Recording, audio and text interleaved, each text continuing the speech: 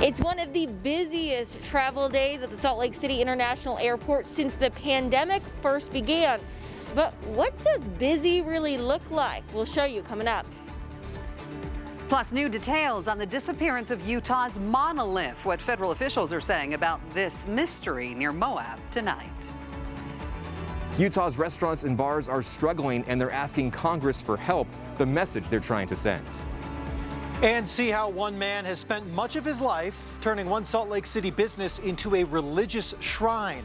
It's the latest installment of Uniquely Utah. And moving closer to winter, we're seeing that haze craze. It's not going away, but do we see a little improvement? We'll let you know in the forecast. Live from Utah's news leader, Fox 13 News at 9 starts right now. The Thanksgiving holiday weekend is wrapping up, and the crowds of people coming into airports in the state of Utah and across the country are coming in. Thanks for joining us tonight. I'm Brian Schnee. And I'm Amy Ney. Today is one of the busiest travel days at Salt Lake City International since COVID-19 began impacting our lives. Fox 13's Sydney Glenn joining us at the airport tonight, where busy is not the busy you're used to. It's the Sunday after Thanksgiving. The airport should be busy, but instead, here's what we're looking at. Almost empty TSA lines, just a couple of travelers. A spokesperson for Salt Lake City International Airport says they're anticipating to see about half as many travelers this year as they did last year. As people grab their bags from the carousel and prepare to go home, they reflect on their time away. For us, we do it every year, so it felt very like our tradition, and it continued this year, which was nice. Jennifer Dunyan and 8 family members traveled to Scottsdale, Arizona for Thanksgiving.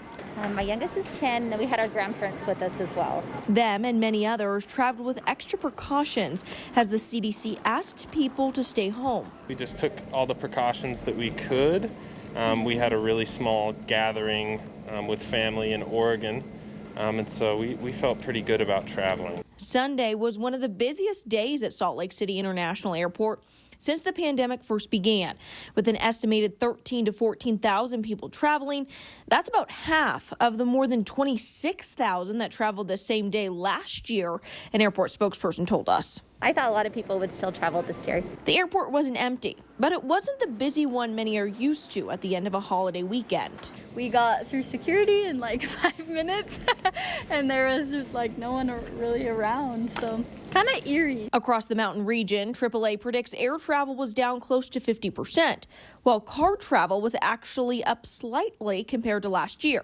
No matter where they packed their bags to go, some say, COVID-19 or not, the most important thing is time with the people they love. AAA Utah predicts travel during this Thanksgiving holiday saw its largest one-year drop since the 2008 Great Recession. At the Salt Lake City International Airport, Sydney Glenn, Fox 13 News, Utah. Talking about coronavirus here in Utah, and the Department of Health has reported just over 1,700 cases of COVID-19. It's the first time in a while we've been below 2,000 cases, but we did conduct nearly 1,500 fewer tests than usual. Around 28% of those tests came back positive. There are currently 564 people hospitalized for the virus. The COVID-19 deaths of 4 men and 1 woman over 65 were reported by the state today. The victims were from Salt Lake, Weber, and Utah counties. Utah has now seen 868 deaths because of coronavirus during the pandemic. An update to breaking news.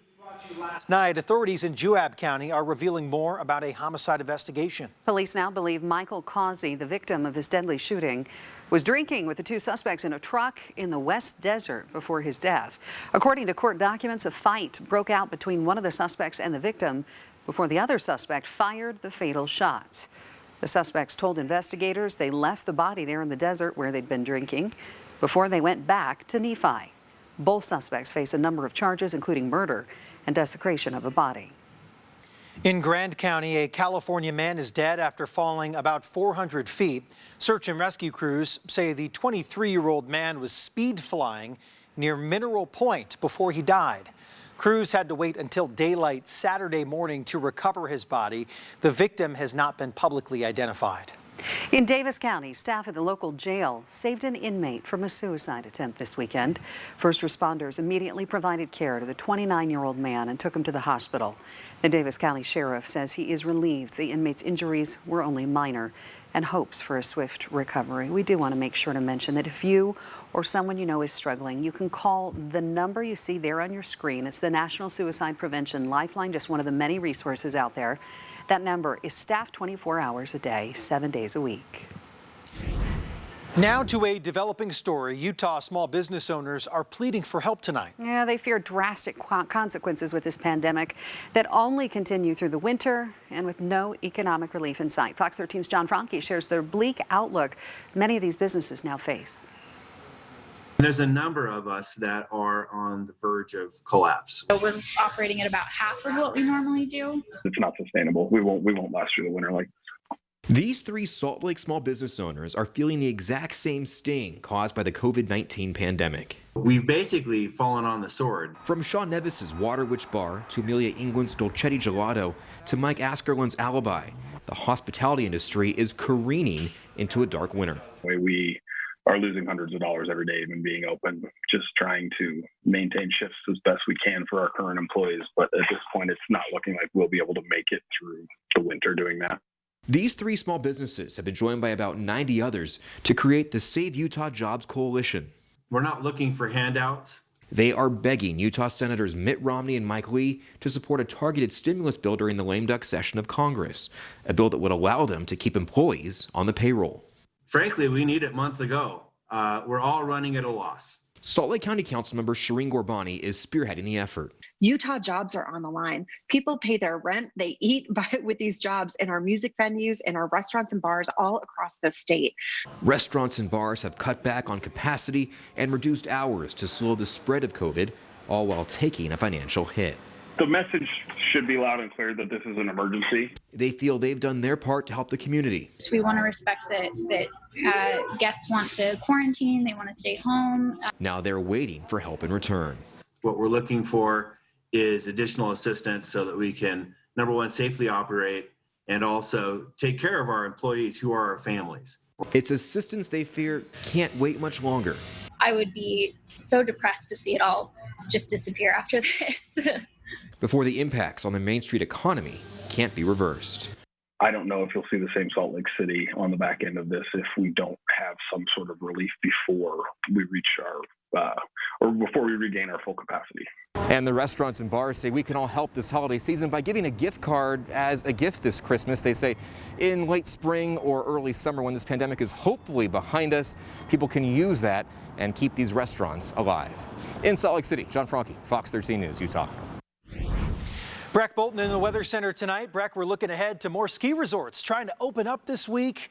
Are they going to get any snow from Mother Nature? Are they going to have to make it all on their own? Well, they've been making it on their own because it's been cold in the overnight hours. And yeah, tomorrow, Snowbird opening up. We have a few ski resorts already opened up with a base amount anywhere between 12 to 24 inches. We'd like to get more. And yeah, looking ahead, we're going to be talking about that possibility. Though I wanted to share a quick photo. This is from Fatima. She was highlighting the moonrise here tonight, right before sunset. Full moon, as you can see it with clear skies, but you have to look through that haze, which has just been socked in across portions of northern Utah.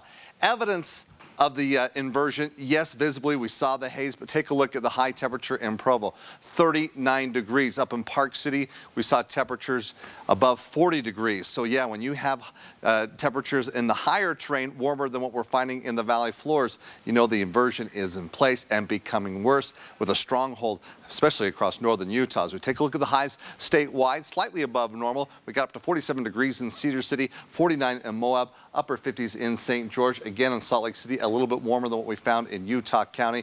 And in Logan, you topped off at 38 degrees. As we take a look at your current temperatures, already down to 20 degrees in Logan, heading for the teens, low 30s right now in Price. We've got mid-20s in Moab. We stand at 19 degrees in Milford. It's going to be another cold night due to the clear skies in place.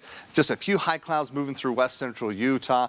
But with high pressure still around, we're going to keep those skies clear, and it will be cold, specifically as we look at your overnight low in Salt Lake City at 25 degrees. Now, temperatures trying to warm up tomorrow ahead of our next cold front. When does it get here? Does it bring any chance of precipitation? And what does it do to the inversion? I'll let you know coming up. Thank you, Bragg. It's become a worldwide sensation, that infamous Utah monolith you see right here, right near Moab. It grabbed headlines over the past week, but this weekend the mysterious metallic structure has disappeared. And tonight, the Bureau of Land Management shedding some light on just what happened. The BLM confirming yesterday an unknown party or parties removed the structure sometime Friday night, not the Bureau themselves. The BLM also says the monolith was installed illegally on public lands. And over the past week, they say crowds of people have visited the site, littering the area and parking on vegetation. The Bureau urges people not to visit the site and to please leave no trace when visiting public lands. Still to come tonight, some Utah farmers are on the brink of the next big thing in agriculture. Coming up, we take a look at how one farm is going vertical in our state. The UTA ski buses are open for passengers of Big and Little Cottonwood Canyons, but with the pandemic, riders should expect things to be a little bit different this year. It's really you! So much joy in this story. A Utah boy gets the phone call of a lifetime. You're the famous voice on the other end of that call. We'll tell you how the two got connected. With Brighton and Alta ski resorts open and Solitude and Snowbird set to open this next week, skiers now have an option when it comes to getting up to the slopes, with avoiding the traffic that comes with it usually and the parking that can be a little tricky. Fox 13's Diego Romo spoke with UTA about what to expect when riding amidst the pandemic. Ski season is underway. To ensure the health and safety of riders, because of COVID-19, UTA has decided that in addition to requiring face masks, we're also going to limit the passenger load on each of our buses. This means less people on the bus and slightly longer wait times. But there could be delays of 15, maybe 20 minutes on busy days. With that in mind, UTA is asking riders to plan ahead and practice patience. We are asking our passengers and our riders to please be patient with us. We're going to get this system dialed in. Ski Utah is sharing the same message with skiers and powder hounds alike. You know, we are preaching patience and gratitude this ski season. So like everything else we do today, you need to really look ahead and do a little research before you go. One thing people can do to avoid lines and wait times is to plan out their ski week around the typical busy times at resorts. People just need to think a little bit differently about their ski day. Do what I did the other day, and I skied in the afternoon instead of the morning just to miss some of the opening day crowds, and it worked out great. I loved it. Coming on a Wednesday, a Thursday, instead of a beautiful Sunday when everybody wants to go. In addition to requiring masks and social distancing, UTA has added extra cleanings to their buses to ensure safety for all riders. Carl says although there might be delays, the measures are in place for a good reason. People will be able to maintain their distance, and by wearing masks and social distancing, it'll be a safer experience for everybody. Carl recommended downloading UTA's transit app to help plan out your trip before you head to the bus stop. We'll link you over to the download page at fox13now.com. In Salt Lake City, Diego Romo, Fox 13 News, Utah. Well, the future of farming is here in Utah, all thanks to something called robotic vertical farming. Grove Technologies is working with Bateman Mosita Farms in Utah County to produce food for their cows more efficiently. This is all done in towers that handle the whole growing process from start to finish. The key is you can eliminate the weather challenges. It gives you a predictable, optimized crop every time. Grove Tech says they are starting here in Utah with the plans to roll out their technology to other farms worldwide. Let's get back to the snow talk now. As we near the month of December, more ski resorts are opening up for the season here in Utah. Snowbird will be open tomorrow for the first time this season. Consistent with other resorts, there will be a few changes that visitors need to be aware of before heading up. The big one, an all-new parking reservation system. Now, each car that plans to park in the resort parking area needs to make a reservation for a parking spot. It's free. Parking remains free. You're just going to have to let us know when you're coming so we can plan and know that you are. Our goal is to really have a healthy, safe, and of course, fun season. We want people to get back to skiing and riding. We are up there because we love it, and we can't wait to do that with everyone. Snowbird will be the 7th resort open in Utah this season. As is the case with other resorts, COVID-19 safety precautions will be taken and guests need to wear face coverings. So it'll be a little different this time around, but I know a lot of skiers and snowboarders are just excited to get back up on those slopes after it was all cut short last year, Brad. Yeah, and of course, as we look at this season, we want to get a little bit more excited in that we need to see some more snow, even though a few of the resorts opening up. Yes, Snowbird tomorrow. Let's at least give you a sample of where the current base amounts are at. And of course, not seeing any new precipitation or snowfall over the past 24 hours. As specifically, we look at Snowbird, their base amount at 26 inches, 2 feet at Alta. Most locations in that range between 11 to 20 inches. Yeah, we get a little bit more excited if we can get maybe 3 feet of snow. And let's see if we can add on an additional foot this upcoming week. Not a lot of hope here, but let's take a look at what the possibility is. Official high today in Salt Lake City, 42 degrees, right where we should be for this time of year. You know, with high pressure in place, if we didn't have the inversion, wouldn't be surprised us getting close to 50 degrees. But that inversion currently in place, trapping in that cold air, yeah, temperatures didn't climb too much, especially across Utah County as well. Now we stand at 30 degrees. We've got clear skies. You're noticing still some haze out there as we give you a view from our Intermountain camera. Winds are light as temperatures do dip down. We know that valley inversion will have a stronghold. Now let's look back over the past 7 days. Looking at temperatures, we've been in the 40s, a little warmer Wednesday ahead of that cold front, which did bring snow late Thanksgiving Eve into early Thursday morning. Yeah, not a lot, but we got anywhere between 2 to 5 inches up the mountains, an inch throughout the valley floors.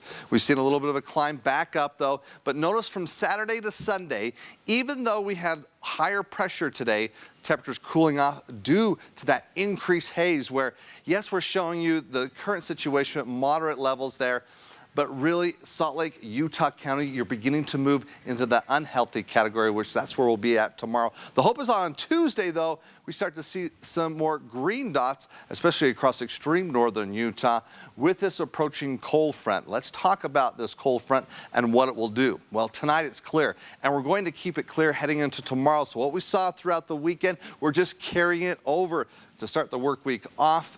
But with high pressure still dominating, it looks like we could even see temperatures even warmer tomorrow. If we can break free from the inversion, maybe that'll allow temperatures to climb just a little bit. We won't completely break free, but maybe we see just a little chance of maybe see some warmer temperatures along the Wasatch Front. But the cold front lining up. Now it's going to get here late tomorrow night through early Tuesday. Let's show you what the models are giving the update on and what it will be doing, where again, we take a look at the models, moving the clock here tonight through tomorrow. No concerns for your morning commute, and really no concerns for your afternoon commute. We might see some patchy fog to start the day off as we look over towards near Wendover.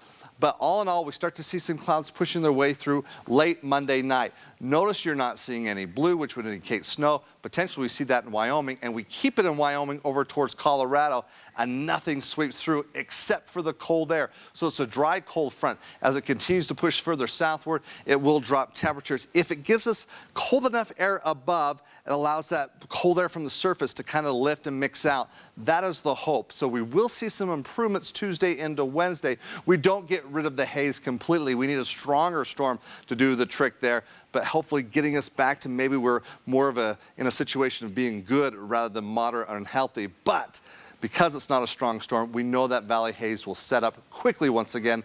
Thursday and Friday, we could see some poor air quality. Tonight, we're going to see teens, 20s along the Wasatch Front through central and southern Utah. Many locations in the teens, upper 20s in St. George. It's a clear night and mostly clear come tomorrow. Again, temperatures, kind of might want to change this Provo. If you don't break free from that inversion, you're only in the 40s tomorrow. But if you break free just for a little bit, temperatures could quickly climb up to 50 degrees. And maybe not the airport it's 50, but maybe towards the foothills, you'll see some warmer temperatures. Upper 30s expected in Vernal Price as well, low 50s in Moab. And for St. George, it's sunny, it's clear, cooling off just a little bit by Wednesday into Thursday, but then a quick rebound heading into the weekend as we'll see temperatures in the 60s. Northern Utah, we're seeing that temperature decline.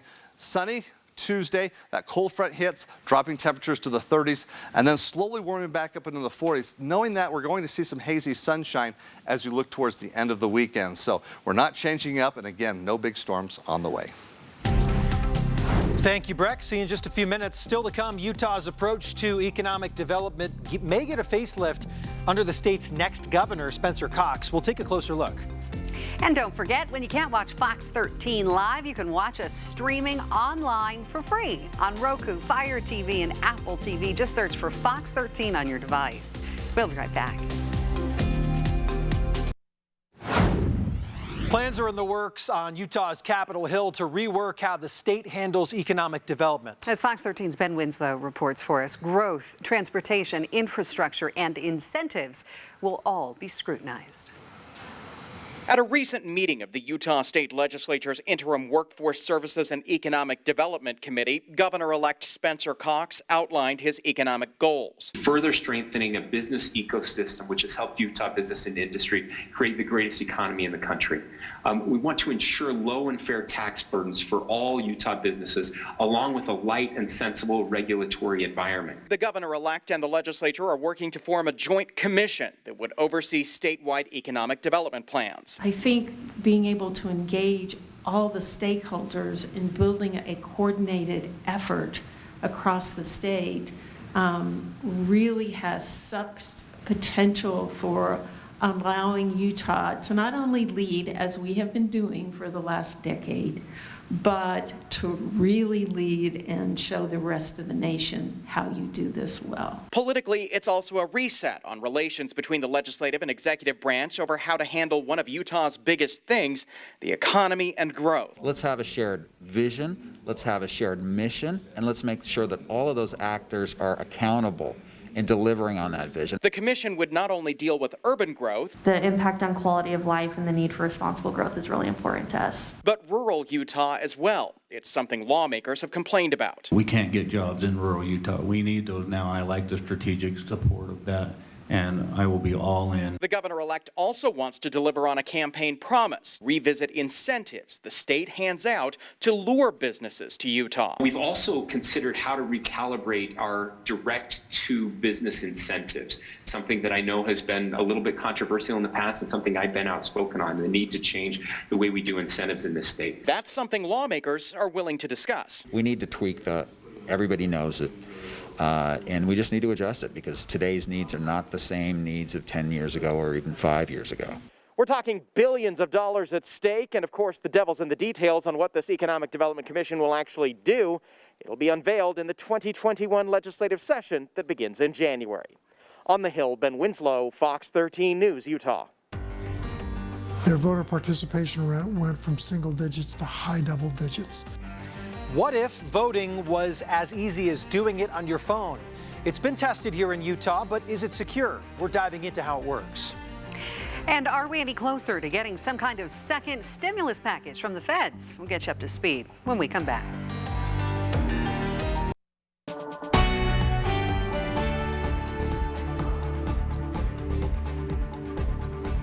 Thanks for joining us at 9:30 to your national news tonight. Coronavirus continues to shake our nation to its core. And this holiday weekend, public health experts are bracing for the worst. More than 13.2 million Americans have now tested positive for COVID-19.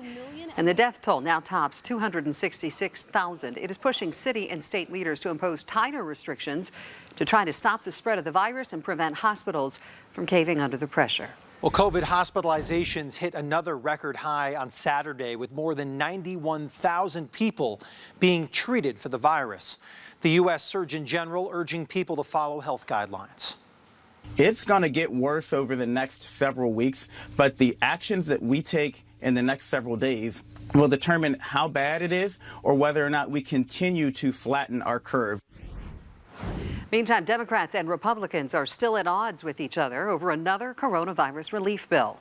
Fox News has learned there are some measures that may be attached to a spending package that have to be passed by December 11th to avert a government shutdown. Now pressure is mounting on Congress to step up and help families, and in particular, small business. So that to me is just fundamentally wrong to say you're out of business now and your workers are unemployed, particularly whenever there's not any CARES Act relief package anymore. I'll tell you what would really make a difference here. A big federal stimulus sooner than later with a lifeline to small businesses, restaurants, folks who are unemployed. That would be a game changer, not just in their lives and in their prospects. House Speaker Nancy Pelosi previously turned down a $1.8 trillion offer from Treasury Secretary Steven Mnuchin, along with the White House and the GOP, hoping somehow to still get a relief package out to the American people. Looking ahead, a CDC advisory committee has called an emergency meeting for Tuesday, where members will vote on recommendations for which groups of people should get a COVID-19 vaccine first, once one is authorized. Now to more local news and some big names pushing for a different approach when it comes to voting, casting a ballot right on your cell phone. Well, it's already being tested in real elections. In fact, several people in Utah used it during a primary election. Ashley Sampson shows us why some say this is the safest way to vote. Most days begin about the same for Jeff Smith. He makes sure to squeeze in time in the home gym. He tries to eat healthy. Look for this, my shaker cup. Smith is really like most Americans. Smoothie that my wife made for me this morning. Protein powder. Oh, there's a problem. If I ever drop something, I have to figure out where I went. Except he is completely blind. It's called retinitis pigmentosa. A hereditary disease that slowly stole his sight. And it just slowly works its way in until you're down to looking through a tube. He had to relearn just about everything in his life. Things like brushing your teeth, finding clothes to wear. Health, settings, music. Probably don't match very good here today. And technology has become like a best friend. From the moment I get up till probably the moment I go to sleep. Alexa, read the news. This past election cycle, he tried something for the first time. Anything new or different to a blind person is scary. Voting entirely on his mobile phone using an app called Votes. His county was among several in the country participating in the pilot program. We deliver your ballot to you on your phone. You mark your preferences on your phone, and then you submit it back to us. She says the response has been phenomenal, especially in a year like 2020. People's access to the polls has been limited. Some of the things that have happened, hurricanes, flooding, wildfires. And of course, COVID. Those in quarantine or afraid of exposure cast their vote at home. Their voter participation rate went from single digits to high double digits. Now, business leaders like Jonathan Johnson are urging community leaders to give the tech a try so more people can vote. Johnson knows something about elections. He ran for governor of Utah and is Overstock.com's CEO. Once a vote is put into the blockchain technology, it doesn't change. And it's not just one database that can be hacked and changed. It's put in a kind of a distributed database. So if one is changed, all the others aren't. Think of it like multiple virtual safety deposit boxes holding your vote. For Jeff Smith, it means voting without any help. Wow. Well, this is the United States of America. It's a patriotic thing to me. It's a blessing to be able to participate in the political process. He may have lost his sight, but when it now comes to voting, he's gained his independence. In Utah County, I'm Ashley Sampson reporting. Well, the Utah County Clerk Auditor says more counties are catching on and using this mobile voting, and she expects it to be adopted into wide use throughout the country by 2028. When we come back, Center Street in Logan is getting very festive. We'll show you some impressive candy windows that are on display right now. Looks good. And it's an impressive display honoring various religions right in the heart of Salt Lake City. We're going to take you inside in our latest edition of Uniquely Utah. And before we go to break, just want to share a video coming in from Scott Taylor, some drone footage of Bridal Veil Falls heading up Provo Canyon, where, yeah, part of the fall's frozen, but you're also escaping the haze. Can we break free from the inversion with this approaching cold front? We'll talk about it after the break. We're a few days past Thanksgiving now, and for some, it's beginning to look a lot like Christmas. I thought you were going to sing that, Brian. You wouldn't want to hear it. Hey, in Logan, the candy windows are now on display at the Bluebird Candy Company on Center Street. In fact, take a look at these. Some 25,000 Jelly Bellies, 2,000 gummy bears, dozens of candy canes, licorice wheels, rock candy. What else can you see in there? So much more was used to create these 3 ornaments that now hang in the candy shop's windows, all with a Nutcracker theme this year. Fun to try to figure out just exactly what was used for each detail. One of the artists behind the display says this was her third year doing it, fulfilling a childhood dream. I've always loved the ones in Salt Lake, and since I was younger, you know, back when ZCMI used to do it, I wanted to do that as a kid, actually. And so when the chance came to do it here, I jumped on board. I was really excited about it. We're all looking for little glimpses to still enjoy the holidays, and for people to be able to drive by or walk by, or to be able to come with their close family to come and see these windows, I think has been something that make people feel like there's a little bit of normal holiday tradition still continuing. And the store owners say they added support beams during their last renovation to be able to allow these candy globes to keep growing each and every year. In fact, this year they say each one weighs about 200 pounds. These window displays will be up and available to view through January. Well, this weekend, a boy in Harriman who loves all things Minnie Mouse got a real treat for his birthday. This one is so fun. Check it out. It's really you!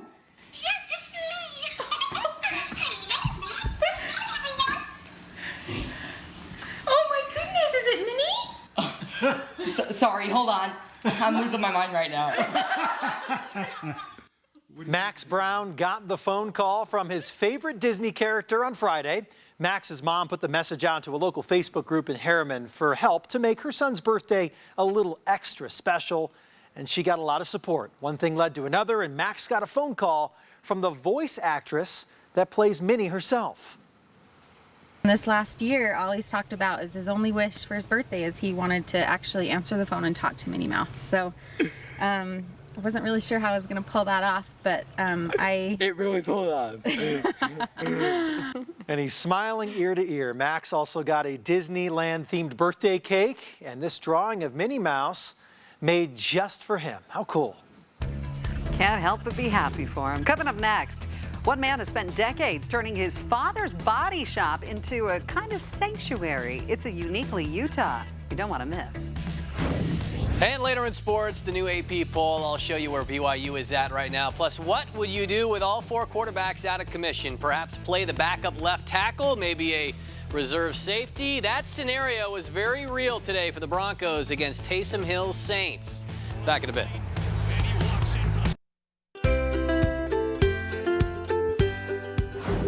A Salt Lake City man has spent the last 50 years turning an old building on State Street into a private paradise. It's quite a story. Nearly every bit of space is filled with his handmade creations, which reflect his beliefs in life, death, and salvation.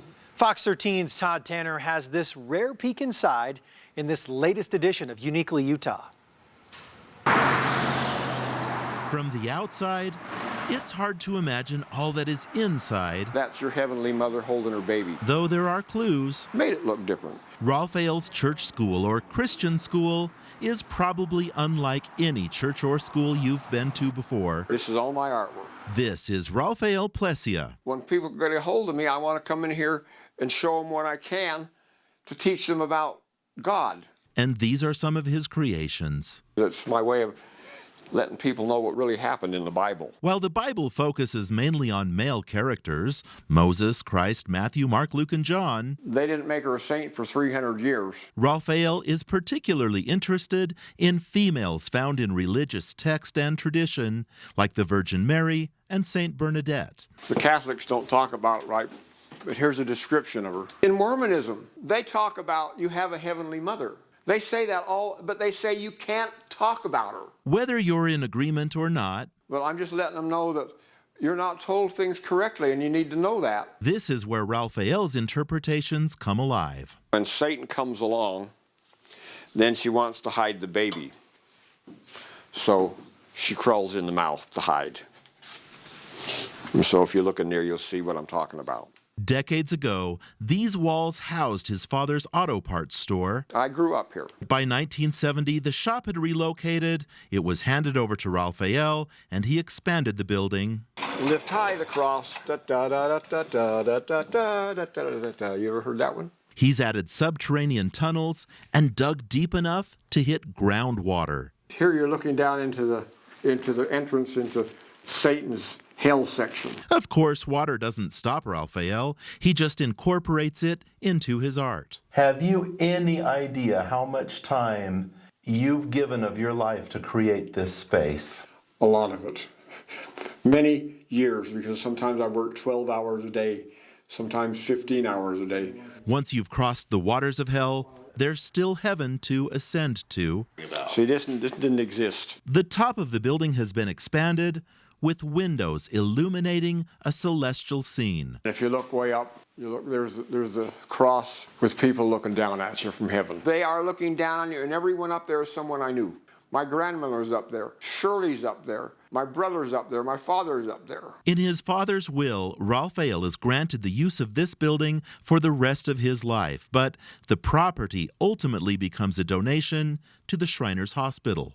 Are you worried that when your time is done that this might just all get bulldozed? Well, of course I am, but I got nothing I can do about it. Salt Lake City is booming. A few blocks away, aging buildings like this have been destroyed by the dozens to make way for new apartment and office buildings. See, this is an old German flatback that was considered a piece of junk.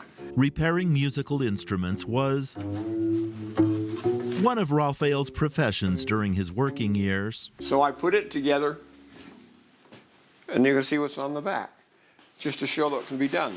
Like everything else, work, God, and family all fuse together in this peculiar place that's fascinated some and confused others.